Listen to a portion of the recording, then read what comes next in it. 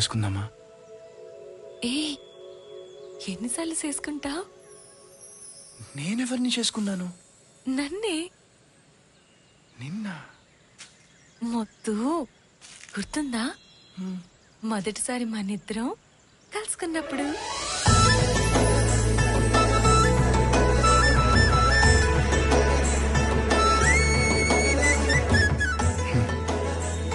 అప్పుడే కదా పడిపోయింది. అయ్యే మన పెళ్లి సూపులు.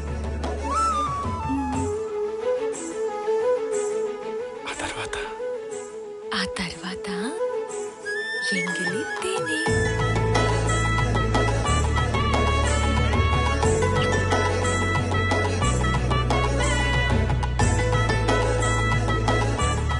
అక్కడే మనం ఎంగిలి పడ్డాం. మొన్న నీటిలో అయ్యగారు 3 మునక్కలేని సరే అయ్యే సరిగంగా స్నానాలు. అలా పెళ్లి తతంగాలన్నీ అయిపోయాయి. అది తప్ప. ఏ తప్ప? అది తప్ప. ఓయ్ ఏ తప్ప? అదే అదే ఏ తప్ప? అదే. ఏంటడవి పిలవకుండానే వచ్చావు? రావాల్సి వచ్చింది. ఏమడవి ఏమైంది? నిజం చెప్పు వస్తా. వాడుకొని వదిలేద్దామనే కదా ఇందుని ప్రేమలోకి దింపావు. అదేంటడవి అలా అంటావు? అందరూ చేసే పనే కాదు అడవి. ప్రతి మనిషి జీవితంలో ఎన్నో సమస్యలుంటాయి. అలాగే నా జీవితంలో కూడా. ఓ సవత్ తల్లి, ఓ చాదస్తపు తండ్రి. ఎందుకో వాళ్ళ మనస్తత్వాలు నాకు అస్సలు నచ్చేవి కావు. నేనేమో ప్రశాంతంగా ఉండాలనుకుంటాను. నాకంటూ ప్రేమగా చూసుకునే ఓ మనిషి కావాలనుకున్నాను. అందుకే అర్థమైంది. అప్పుడే మా ఇందు నిన్ను కలిసింది, అవునా? అవును. ఇందు నా మనసుకి చాలా దగ్గరైంది. ప్రేమే కాదడవి, ఇందుని పెళ్లి కూడా చేసుకుంటాను.